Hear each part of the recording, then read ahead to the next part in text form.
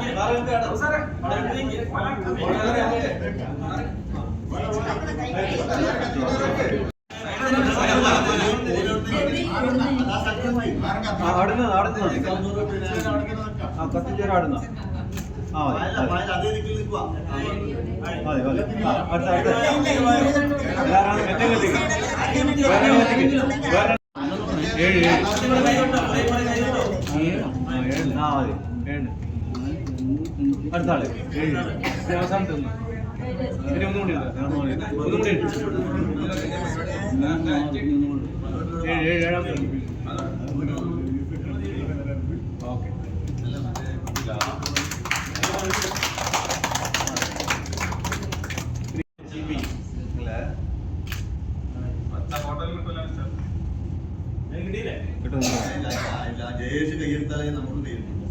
ഒന്നൂടാ കൈയോടെ action ആക്കുന്നുണ്ടോ?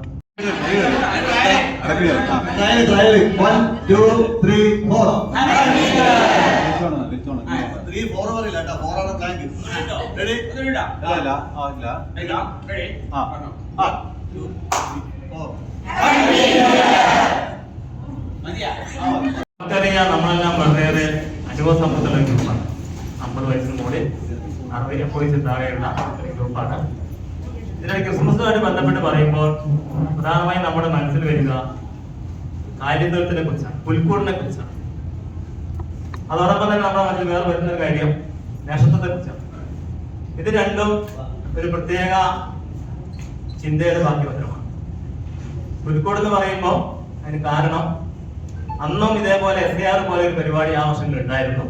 Roman ചക്രവർത്തി ഒരു നിർദ്ദേശം പറഞ്ഞു, കണക്കെടുപ്പ് നടത്തുന്നവർ പൂർവികർ എവിടെ താമസിച്ചോ ആ സ്ഥലത്തുള്ള നമ്മളവിടെ പോയി നമ്മുടെ രജിസ്ട്രേഷൻ നടത്തണം. അതനുസരിച്ച് മറിയവും യോസേഫും, നിങ്ങൾക്കറിയാം ഒരു ആശാരിക്കാരനായിരുന്നു. അവരുടെ ജന്മസ്ഥലമായ പൂർവികർ താമസിച്ച ബെത്ലഹേമിലേക്ക് യാത്ര ചെയ്തു. അവർക്ക് അവിടെ എവിടെയും ആ തിരക്ക് കാരണം അവർ താമസിക്കാൻ വസ്ത്രങ്ങളൊന്നും കിട്ടിയിരുന്നില്ല. അതിനാൽ അവർക്ക് നല്ല രാത്രിയായിരുന്നു, തണുപ്പുള്ള കാലാവസ്ഥയായിരുന്നു. അവർക്ക് അവസാനം ഒരു കിടക്കാൻ സ്ഥലം കിട്ടിയത് ഒരു കാലിത്തൊഴുത്തായിരുന്നു. ആ സമയത്താണ് ഗർഭിണിയായിരുന്ന മറിയം പ്രസവിക്കുന്നത്. അവിടെ വെച്ചാണ് നമ്മളുടെ ക്രിസ്മസ് ആചാരപ്രകാരം ക്രിസ്തു അവിടെ സൂര്യാതനാണ്. കാലിത്തൊഴുത്തിന്റെ പ്രാധാന്യം, അതിന്റെ വേറെ പ്രാധാന്യം ഏറ്റവും എളിയവനായ രാജാവാണ് സങ്കല്പം. വളരെ എളിയവനായ ക്രിസ്തു ഒരു കാലിത്തൊഴുത്തിൽ പിറന്നിരുന്നു. അതാണ് പുൽക്കൂടിന്റെ സങ്കല്പം. അതോടൊപ്പം തന്നെ നമ്മൾ കാണുന്ന നക്ഷത്രം നമുക്ക് ഇവിടെ ഇല്ല. എന്നിരുന്നാലും എവിടെയൊക്കെ നമ്മൾ ക്രിസ്മസിനെ ആഘോഷിക്കുമ്പോൾ, പുതുവത്സവം ആഘോഷിക്കുമ്പോൾ അവിടെയുള്ള നക്ഷത്രവും പുൽക്കൂടും നമ്മൾ കാണാറുണ്ട്. നക്ഷത്രം എന്ന് പറയുന്നത് ഒരു ശുഭസൂചകമായ ഒരു നക്ഷത്രമാണ്. ആ സമയത്ത് ചരിത്രത്തിൽ ഉണ്ടായിരുന്നു, പഴയ ജ്യോതിഷന്മാർ പറഞ്ഞു വെച്ചിരുന്നു, ക്രിസ്തു എവിടെ പറഞ്ഞാലും അവിടെ നക്ഷത്രം ഉണ്ടാവും, ഒരു ദീപം ഉണ്ടാവും. അതനുസരിച്ച് ആ ദിവസങ്ങളിൽ ആ സമയ കാലഘട്ടത്തിൽ കുറെ ജ്യോതിഷന്മാരെ നോക്കിയിരുന്നിരിക്കുന്നത്. അങ്ങനെ അവരൊരു വെളിച്ചം കണ്ടു, നക്ഷത്രം കണ്ടു. അവരതിനെ പിന്തുടർന്ന് 3 ജ്യോതിഷന്മാര് ഈശ്വരനെ കാണാൻ വേണ്ടി പോയി. അത് പോയി നിന്നത് നമ്മളുടെ ഈ പുൽക്കൂടിന്റെ മുകളിലായിരുന്നു. നക്ഷത്രത്തെ പിന്തുടർന്ന് അവര് ഈശ്വരനെ കാണുന്നു. അവിടെ അവര് പൊന്നും നിറയെ മുദ്രിക്കോ ക്രിസ്തുവിന് ഈശ്വരൻ സമർപ്പിക്കുന്നു. അപ്പൊ അന്ന് ക്രിസ്തുവിന്റെ കൂടെ ഉണ്ടായിരുന്നവരെ പ്രധാനമായിട്ടും ഉണ്ടായിരുന്നത് ആ കാര്യത്തൊഴുത്തിലെ ആട്ടിടയന്മാരും അവിടുത്തെ പശുക്കളും ആട്ടിൻപറ്റന്മാരും. ഇത് തന്നെ നമ്മളെ കാണിക്കുന്നത് നമ്മുടെ നാടിന്റെ പ്രകൃതിയുടെ ഒരു അവസ്ഥയാണ്. അതോടൊപ്പം തന്നെ ആ സമയത്ത് അവിടെ ഒരു മാലാഹമാര് പാട്ട് പാടിയിരുന്നു. പിന്നെ അത്യുന്നതങ്ങൾ ഭൂമിയിൽ മഹത്വം, ഭൂമിയിൽ സമാധാനം, അത്യുന്നതങ്ങളിൽ സന്മാനത്തോടെ സമാധാനം, അത്യുന്നതങ്ങളിൽ ദൈവത്തിന് സ്തുതിയാണ്, ദൈവത്തിന്റെ മഹത്വം അത്യുന്നതങ്ങളിൽ ദൈവത്തിന്റെ മഹത്വം, ഭൂമിയിൽ നന്മനത്തോടെ സമാധാനം. ഈ ഭൂമിയിൽ അത്യുന്നതങ്ങളിൽ ദൈവത്തിന്റെ മഹത്വം. ഈ ദൈവത്തിന്റെ മഹത്വം നമ്മൾ ശ്രദ്ധിക്കുന്നത് നമ്മൾ നമ്മുടെ കർമ്മ മേഖലയിൽ ഈശ്വരനെ പൂജിക്കണമെന്നാണ്. മഹത്വത്തെ എന്ന് പറഞ്ഞാൽ നമ്മുടെ വ്യത്യസ്ത ജോലിക്കാരാണ്. ഓരോ ഭൂമിയിൽ ജീവിച്ചിരിക്കുന്നവരെല്ലാവരും അവർ വ്യത്യസ്ത മേഖലകളിൽ അവരുടെ ജോലി സ്ഥലങ്ങളിൽ എന്ത് ജോലി ആയിക്കോട്ടെ ആ ജോലിയിൽ ഈശ്വര പൂജ ചെയ്യണം. അങ്ങനെ ദൈവത്തെ മഹത്വപ്പെടുന്ന കൺസെപ്റ്റാണ്. അങ്ങനെ നമ്മൾ ചെയ്യുമ്പോൾ അടുത്തായിട്ട് വീണ്ടും കാണുന്നുണ്ട് നമുക്ക് സന്മനസ്സോടുള്ള സമാധാനം. നമ്മളൊരു കാര്യം ചെയ്യുമ്പോൾ ശാന്തമായി നിശബ്ദമായി പരസ്പര വിട്ടുവീഴ്ചയോട് ചെയ്യുമ്പോൾ നമുക്കൊരു സമാധാനം ലഭിക്കും.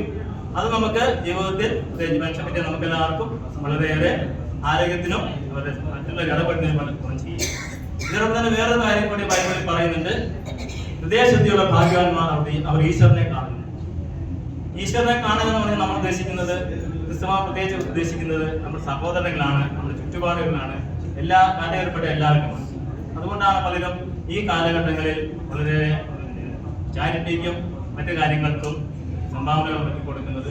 നമ്മൾ മറ്റുള്ളവർക്ക് താങ്ങായി തണലായി കാവലായി ജാഗ്രതയായി നിൽക്കേണ്ട ഒരു കാലഘട്ടമാണ്. അതാണ് ഈ സമയത്ത് നമ്മളോട് എനിക്ക് നിങ്ങൾ പറയാനുള്ളത്. അതോടൊപ്പം തന്നെ നമ്മുടെ കൂട്ടായ്മ എന്നെ കൂടി ഇതിൽ അറിയണം. നമുക്കറിയാം, പിന്നെ ഒരു കക്കാട് പറഞ്ഞിട്ടുണ്ട് സഫലമേ യാത്ര. സഫലമേ എന്ന യാത്ര എന്ന് പറയുമ്പോൾ ഓരോ കാലഘട്ടത്തിൽ വിഷു വരും, വർഷം വരും, പൂ വരും, കായ് വരും. ഓരോ പൂവിലും കായ് പൂ വരും. അപ്പോൾ ആരെന്നും എന്തെന്നും ആർക്കറിയാം? നമുക്കറിയാം നമ്മുടെ ഇപ്പോഴത്തെ അവസ്ഥ. കുറെ പേർ ആരോഗ്യവാന്മാരാണ്, ചില സാമ്പത്തികമായി വളർച്ചയുണ്ട്. എന്നിരുന്നാലും നമ്മൾ കൂടി നിൽക്കണം. നമുക്ക് ഈ സന്ധ്യയെ ശാന്തമായി സൗമ്യമായി തീർക്കാം. ഏത് സന്ധ്യ? നമ്മുടെ ഈ ശിഷ്ടജീവിതം, നമ്മുടെ വയസ്സുകാലം ശാന്തമായി തീർക്കാം. നമുക്ക് അന്യോന്യം മുഖമണികളായിരിക്കാം. പ്രത്യേകിച്ച് വയസ്സാകുമ്പോൾ നമ്മുടെ മക്കൾ നമ്മളെ വീട്ടിൽ പോയിട്ടുണ്ടാവും, നമ്മുടെ ബന്ധുക്കൾ മരിച്ചു പോയിട്ടുണ്ടാവും, ഭർത്താവ് മരിച്ചു പോയിട്ടുണ്ടാവും, ഭാര്യ മരിച്ചു പോയിട്ടുണ്ടാവും, മക്കൾ മരിച്ചു പോയിട്ടുണ്ടാവും, പലരും പിരിഞ്ഞു പോയിട്ടുണ്ടാവും. അപ്പൊ നമുക്ക് താങ്ങായി തള്ളായി വേണ്ടത് നമ്മുടെ കൂട്ടായ്മയാണ്. ഈ ആരോഗ്യത്തിന്റെ ഈ കൂട്ടായ്മ, പെൻഷൻ ചെയ്യാൻ പുതിയ ആരോഗ്യ ആൾക്കാരുടെ കൂട്ടായ്മ ഇത് ശക്തിപ്പെടുത്തുവാൻ ഈ അവസരം ഞാൻ വിനിയോഗിക്കുന്നു. നമ്മുടെ എല്ലാ സുഹൃത്തുക്കളും ഈ കൂട്ടായ്മയുടെ കാവലായി കരുതലായി തണലായി നിൽക്കേണ്ട ഒരു അവസരം കൂടിയാണ്. ഇതാണ് എനിക്ക് ഈ സമയത്ത് ക്രിസ്മസും ആയിട്ട് ബന്ധപ്പെട്ട് പറയാനുള്ളത്. നമുക്ക് പരസ്പരം വിട്ടുവീഴ്ചയോട് കൂടി പരസ്പരം സഹായിച്ചുകൊണ്ട് കരുതലായി കാവലായി നിൽക്കേണ്ട സാഹചര്യം ഈ വാക്കുകൾ നിങ്ങളുടെ ജീവിതത്തിൽ വരും കാലങ്ങളിൽ പ്രാവർത്തികമാക്കും എന്ന് ഞാൻ പ്രതീക്ഷിക്കുന്നു. എല്ലാവർക്കും ക്രിസ്മസിന്റെയും ന്യൂ വർഷത്തിന്റെയും പുതുവത്സര ആശംസകൾ നേർന്നുകൊണ്ട് നിർത്തുന്നു. Thank you. അറിയിക്കാനാണ് ഞാൻ നിൽക്കുന്നത്. വിൻസെന്റ് സാറിനെ പോലെ മെമ്മറി കൊടുക്കാൻ എനിക്ക് പറ്റില്ല, അതുകൊണ്ട് ഞാൻ എഴുതി കൊണ്ടുവന്നത് അത് വായിക്കാം. കാലവർഷമാകുന്ന വർഷത്തിലെ ചില്ലയിൽ നിന്നും ഒരില കൂടി പൊഴിഞ്ഞിരിക്കുന്നു. ഇരുപ്പിറവയുടെ നക്ഷത്ര വെളിച്ചത്തിൽ നിന്നും പുതുവർഷത്തിന്റെ സൂര്യോദയത്തിലേക്ക് കാലൂന്നിരിക്കുകയാണ് നമ്മൾ. ഓരോ പുതുവർഷവും ഒത്തിരി പുതുമകളും അതിലേറെ പ്രതീക്ഷകളുമായാണ് കടന്നു വരുന്നത്. പോയ വർഷത്തെ നേട്ടങ്ങളും സന്തോഷങ്ങളും ഓർമ്മയിൽ സൂക്ഷിക്കുവാനും ദുഃഖങ്ങളും നഷ്ടങ്ങളും മറവിയുടെ ചവറ്റുകൊട്ടയിലേക്ക് നിക്ഷേപിക്കുവാനും ഉള്ള സമയം കൂടിയാണ് പുതുമകൾ. ഒപ്പം പ്രതീക്ഷയോടെ ഒരു മാറ്റത്തിന്റെ വെന്നിക്കൊടി പാലിച്ചുകൊണ്ട് ജീവിത വിജയത്തിലേക്ക് കുതിക്കുവാനായി ദൃഢനിശ്ചയത്തോടെ നമുക്ക് പുതുവർഷത്തെ വരവേൽക്കാം.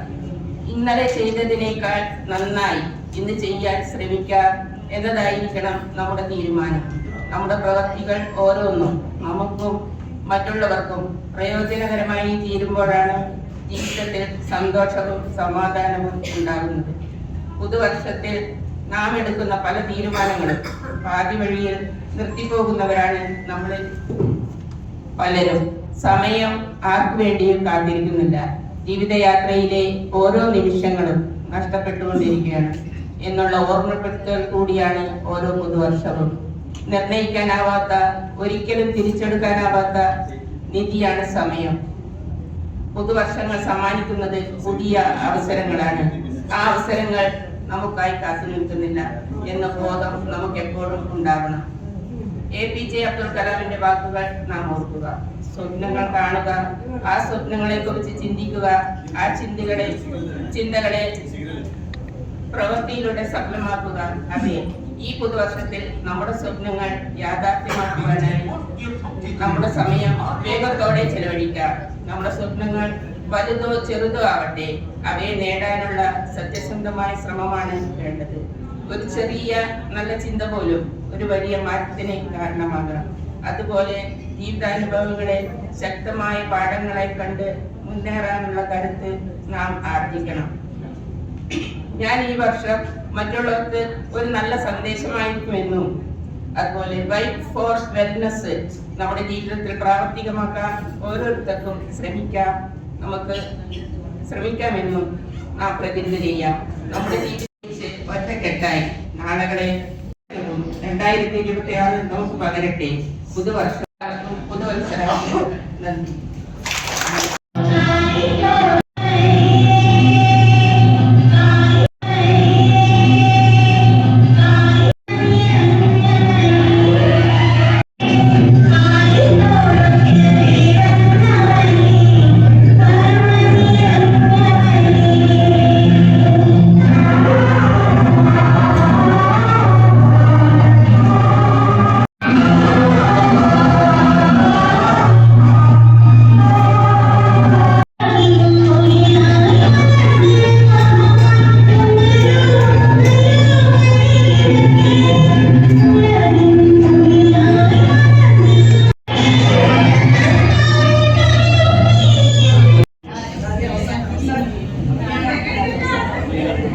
ഇത് എല്ലാവരും മിഠായി എടുക്കുക.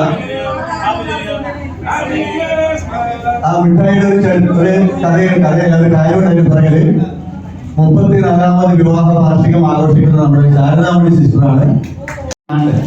ആരാണ് ശാരദാമണി എന്നുള്ളത്? അപ്പൊ അപ്പൂപ്പന്റെ കൂടെ നടന്നു. അപ്പോ നമ്മള് ചായക്ക് മുമ്പേ ഇപ്പൊ തന്നെ കേക്ക് കൂടി കട്ട് ചെയ്യാം. ശാരദാമണി പോയി മിഠായി ഇതല്ലോ.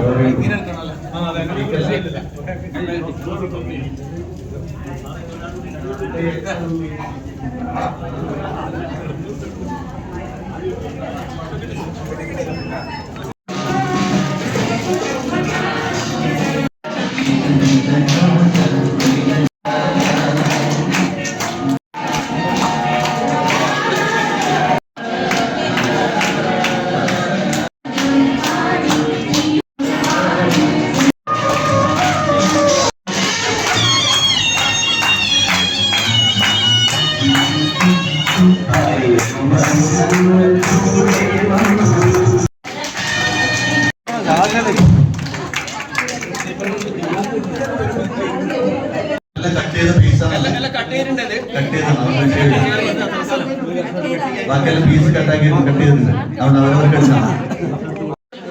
സമയം നോക്കണം പെട്ടെന്ന്. അത് കഴിഞ്ഞ ഉടൻ ചായയാണ്. അത് കഴിഞ്ഞിട്ട് ക്രിസ്മസ് ഫ്രണ്ട് ഇവിടെ നടക്കും പെട്ടെന്ന്.